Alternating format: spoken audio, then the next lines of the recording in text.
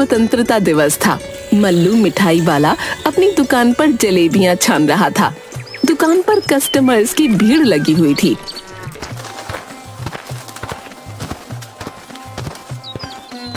मल्लू भाई, जलेबियां कैसे दे रहे हो? 450 रुपए किलो। अरे अभी अभी तो 200 रुपए किलो जलेबी दे रहे थे। 1 घंटा 2 गुना से ज्यादा कैसे दाम बढ़ गया? आप ठीक कह रहे हैं सरपंच जी, लेकिन 1 घंटा पहले एक भी कस्टमर मेरे दुकान पर नहीं थे। अभी भीड़ को देख रहे हैं ना, अभी 500 रुपए किलो भी बेचूंगा तो हाथों हाथ बिक जाएगा।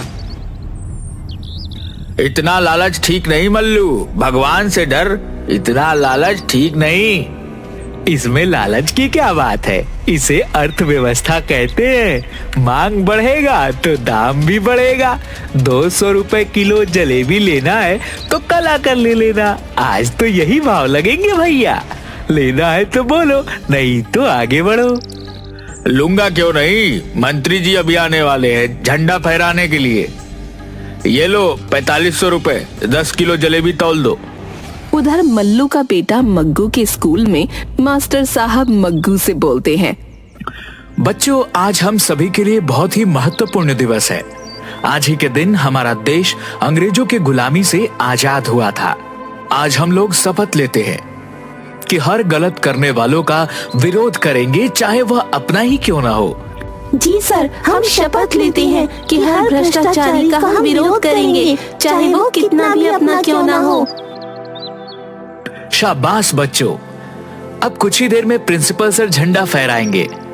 मग्गू, तुम 1-2 लड़कों के साथ जाकर अपने दुकान से 10 किलो जलेबी ले आओ। मग्गू 2 लड़कों के साथ जलेबी लाने के लिए अपनी दुकान पर जाता है। मग्गू बहुत ही जिद्दी लड़का था।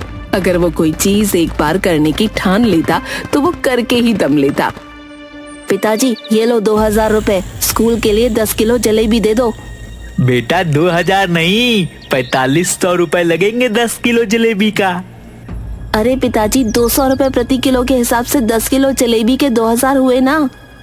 लेकिन बेटा, जलेबी के दाम 200 रुपए नहीं, 450 रुपए प्रति किलो हो गया है। लेकिन पिताजी, तो गलत है, ये भ्रष्टाचार है और हम भ्रष्टाचार का विरोध करते हैं। हम ऐसी लूट नहीं होने देंगे, वो भी आज के दिन। ज्यादा नेता बनने की कोशिश मत करो। लेना है तो लो, नहीं तो फुटो यहाँ से। 450 रुपए प्रति किलो से कम में नहीं जलेबी बेचूंगा। अगर आप सही कीमत पर जलेबी नहीं दे पाए तो हम आंदोलन करेंगे। बोलो दोस्तों, इनकलाब जिंदाबाद, जिंदाबाद, जिंदाबाद। तानाशाही नहीं चलेगी, नहीं चलेगी, नहीं चलेगी। मग्गू वहीं धरने पर बैठ जाता है। इधर लालची मल्लू कीमत कम करने को तैयार नहीं था और उधर उसका बेटा मग्गू काफी जिद्दी था, इसलिए कोई समझौता नहीं हो पाता और मग्गू अपनी ही दुकान के सामने अपने ही पिताजी के खिलाफ धरने पर बैठ जाता है। जैसे ही मास्टर प्रकाश को ये सारी बातें पता चलती हैं, वो घटना स्थल पर पहुंचते हैं। क्या हुआ मग्गू, तुम यहाँ जलेबी लेने आए थे, फिर धरने पर क्यों बैठ गए? सर, पिताजी ने आज जलेबी का दाम 200 रुपये से बढ़ाकर 450 रुपए प्रति किलो कर दिया है, इसलिए हम इस भ्रष्टाचार के खिलाफ धरने पर बैठे हैं। क्यों मल्लू जी, जलेबी के दाम अचानक क्यों बढ़ा दिए? सर, आप तो बच्चों को अर्थशास्त्र पढ़ाते ही होंगे। अर्थशास्त्र हमें बताता है कि किसी भी वस्तु का कीमत उसके मांग पर निर्भर करता है। आज जलेबी का मांग ज्यादा है तो उसकी कीमत भी ज्यादा होगी। ऐसा थोड़े है कि मनमाने तरीके से कीमत बढ़ा देंगे। मैं तो अपने जलेबी की कीमत यही रखूंगा सर। हाँ, अगर आपको दूसरे जगह से लेना है तो यहाँ से 17 किलोमीटर दूर जाकर सस्ती जलेबी ला सकते हो। ओहो, यानी इस गांव में एकमात्र हलवाई होने का फायदा आप उठा रहे हो। मग्गू, क्या करोगे? हमें स्वतंत्रता दिवस आज ही मनाना है, इसीलिए 450 रुपए के हिसाब से ही 10 किलो जलेबी ले लेते हैं। नहीं सर, आप आज के दिन भ्रष्टाचार को बढ़ावा कैसे दे सकते हैं? मैं भी हलवाई का बेटा हूँ। मैं यहीं पर जलेबी छानूंगा और 150 रुपए प्रति किलो जलेबी सभी को दूंगा। 1 घंटे के अंदर मग्गू अपने दोस्तों के साथ मिलकर वहाँ पर तंबू डालकर मल्लू की दुकान के ठीक सामने 150 रुपए किलो जलेबी छानकर बेचने लगता है। देखते ही देखते मग्गू की दुकान पर भीड़ लग जाती है। मल्लू के सारे कस्टमर्स मग्गू की दुकान पर आ जाते हैं। मल्लू का लगभग 1 क्विंटल छानी हुई जलेबी वैसे ही पड़ी की पड़ी रह जाती है। बबली, बबली कहाँ हो? बाहर आओ। देखो अपने लाडले को क्या कर रहा है। अरे क्या हुआ जी, क्यों आसमान सर पर उठाए हो? अपना मग्गू दुकान खोले हुए है और उसकी दुकान पर भीड़ लगी हुई है, तो आपको क्यों जलन हो रही है? सारी दुनिया चाहती है उसका बेटा आगे बढ़े और एक आप हो। सारी दुनिया अपना बेटा को आगे बढ़ते देखना चाहता है, लेकिन यह नहीं कि बाप को पीछे छोड़कर और घाटे में व्यापार चलाकर कोई आगे बढ़े। वह देखो दाम के दाम जलेबियां बेच रहा है। मेरी 1.5 क्विंटल जलेबियां यूं ही बर्बाद चली जाएंगी, उसको कोई फर्क नहीं पड़ता। अब तुम तो उसे जानते ही हो कि वो कितना जिद्दी है। अगर उसने जिद पकड़ ली तो वो उसे पूरा करके ही रहेगा। और तुम्हें क्या पड़ी थी 2 गुने से ज्यादा दाम पर जलेबियों को बेचने की? मैं कह देती हूँ जी, यही लालच आपको एक दिन कहीं का नहीं छोड़ेगा।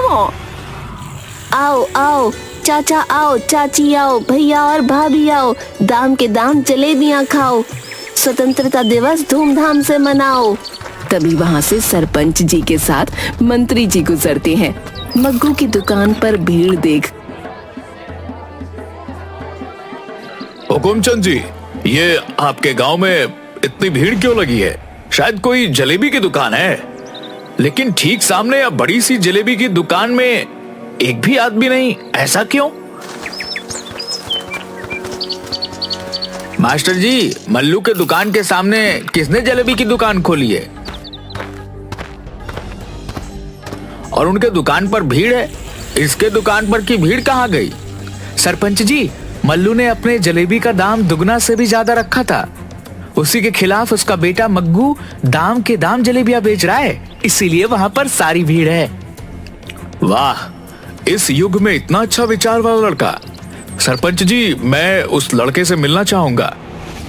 बेटा मग्गू, जरा इधर आना, मंत्री जी तुमसे मिलना चाहते हैं। नमस्ते मंत्री जी। मंत्री जी जिंदाबाद जिंदाबाद जिंदाबाद, मग्गू जिंदाबाद जिंदाबाद जिंदाबाद। देखो मल्लू, अपने बेटे से कुछ सीखो, किस तरह लोगों के सेवा के लिए तत्पर है। तुम्हें अपने बेटे पर गर्व होना चाहिए। क्या खाक सीखे?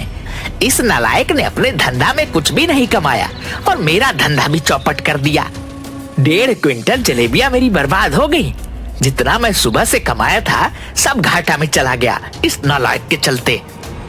अरे पिताजी, साधारण कमाई से भी काम चल सकता है। अगर सही कीमत पर आप जलेबियां बेचते तो भी बहुत कमाते, क्योंकि गांव में सिर्फ आप ही एक जलेबी बनाने वाले हैं।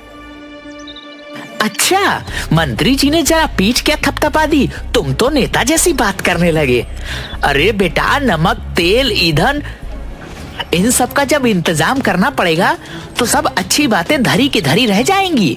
बच्चों कोई दाम नहीं देगा। बाप पड़ा ना भैया, सबसे बड़ा रुपया, समझे? मैं ज्यादा तो नहीं जानता, पर मैंने आज शपथ ली है कि हर बुराई को हम रोकेंगे। अगर आप कल से भी उचित मूल्य पर सामान नहीं बेचते तो मैं खुद उचित मूल्य पर लोगों को खाना उपलब्ध करवाऊंगा।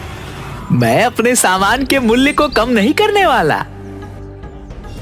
तो ठीक है पिताजी, मैं भी आपका जिद्दी बेटा हूँ। मैं गांव के लोगों को जितनी भी कम हो सके उतने कम रेट पर कचौड़ी बनाकर खिलाऊंगा। दूसरे दिन से मग्गू अपनी कचौड़ी की दुकान मल्लू की दुकान के ठीक सामने लगाने लगता है।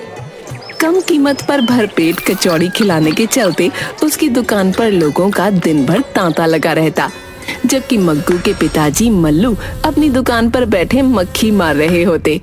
इस तरह मल्लू धीरे धीरे अपने घर में बैठकर खाते खाते कंगाली की कगार पर पहुंच जाता है। जगिया, इधर सुन, तुम्हें एक काम करना है। तुम तो जानते हो मल्लू काका, एक बोतल दारू के बदले जगिया कुछ भी कर सकता है। अरे जगिया, मैं तुम्हें 10 दिन फ्री में दारू का बोतल दिलवा दूंगा, लेकिन यह काम सीक्रेट है। किसी को भी मालूम नहीं चलना चाहिए। अरे मल्लू काका, आप काम बोल कर तो देखो, मेरे इस कान से दूसरे कान को खबर नहीं होगी। ये जगिया बेवड़ा का वादा है।